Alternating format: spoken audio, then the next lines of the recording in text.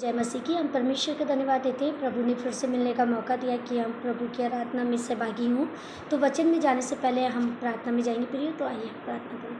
धन्यवाद पिता, आपने ये समय दिया पिता कि हम वचन में चिंतन मनन करें। पिता, आप हमारे को पवित्र आत्मा से बने पिता, आपकी आत्मा में होकर सुनने वाले और बोलने वाले दोनों को आप आशीष करें पिता। हर बात में धन्यवाद देते हुए आपकी पवित्र अगुवाई चाहते हुए ये प्रार्थना आपके बेटे यीशु मसीह के सिले से मांगते हैं, आमीन। प्रिय, आज का हमारा टॉपिक है पवित्र आत्मा से भरना। और आज पवित्र आत्मा से भरना क्यों जरूरी है, हम इस वचन में सीखेंगे, जहाँ इस प्रकार लिखा है। प्रेरितों के काम अध्याय उसके 13 में लिखा है, तब समौन ने स्वयं भी विश्वास किया और बपतिस्मा लेकर फिलिप्पुस के साथ रहने लगा और वह चिन्ह और बड़े बड़े सामर्थ के काम होते देखकर चकित होता था।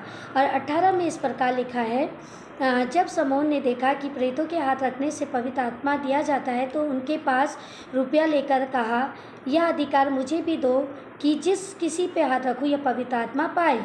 पतरस ने उससे कहा, तेरे रुपये तेरे साथ नष्ट हो, क्योंकि तूने परमेश्वर का दान रुपयों में मोल लेने का विचार किया।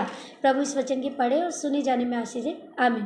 फिर यहाँ वचन में हमारे को बहुत अच्छा सीखने को मिलता है कि आज लोग कई बार इस बात में गुम है, कई बार विश्वासी लोग भी इस बात में गुम है कि हमारा बपतिस्मा हो गया है, हमारा उद्धार हो चुका है और हम प्रभु को पा चुके हैं, हम उद्धार पा चुके हैं। लेकिन यहाँ पे हम देखते हैं, ये वचन हमारे को बताता है, जो समौन जादूगर था, जिसे लोग बहुत मानते थे। अगर आप 9 से पढ़ना शुरू करेंगे और उसके चिन्ह चमत्कारों से, जादू टोरों से बहुत प्रभावित होते थे, बहुत ज़्यादा वो लोग अचंभित होते थे और बहुत रिस्पेक्ट करते थे और बहुत इज्जत देते थे। यहाँ पे लिखा है वचन में। लेकिन जब वहाँ पे सुसमाचार पहुँचा गया प्रभु के दास के द्वारा, तो वहाँ पे क्या हुआ कि जब वहाँ पे सुसमाचार पहुँचा तो बहुत से लोगों ने बपतिस्मा लिया। स्वयं समौन जादूगर ने भी बपतिस्मा लिया। लेकिन बपतिस्मा लेने के बाद भी वहाँ पे प्रेरितों को जाना पड़ा और उनको पवित्र आत्मा से भरने के लिए उनके लिए प्रार्थना करनी पड़ी।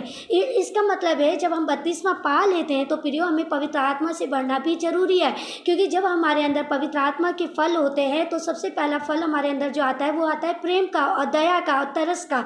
जब ये फल हमारे अंदर आते हैं तो हम परमेश्वर के योग्य फलों को लाने योग्य बनते हैं। और प्रिय, वचन बताता है कि उसने क्या करा, जो समौन जादूगर था, उसने परमेश्वर के दान को, परमेश्वर के अभिषेक को पैसों में, धन में खरीदना चाहा। और वो अपने धन को लेकर जब प्रेरितों के पास गया, बाइबल बताती है 18 में, जैसा अभी हमने पढ़ा, कि जब वो लेकर जाता है और वो कहता है कि ये धन ले लीजिए और मुझे भी ये पवित्र आत्मा से भर दो, कि मैं भी जिस पे हाथ रखूँ वो भी क्या हो, पवित्र आत्मा से भर जाए। लेकिन वो कहते हैं कि ये धन तेरे साथ नष्ट हो जाएगा। प्रियो, हम प्रभु के राज्य को या प्रभु के कार्यों को अपनी धन, अपनी बुद्धि, अपनी सामर्थ्य से नहीं कर सकते। लेकिन परमेश्वर का कार्य केवल प्रभु की आत्मा और पवित्र आत्मा की अगुवाई में होता है। इसलिए जरूरी है प्रियो, आज पवित्र आत्मा में की अगुवाई से भरना हमें जरूरी है। अगर हमने बपतिस्मा पाया, हम प्रभु को जाने हुए लोग हैं, प्रभु को पाए हुए लोग हैं, तो आज हमें देखना है।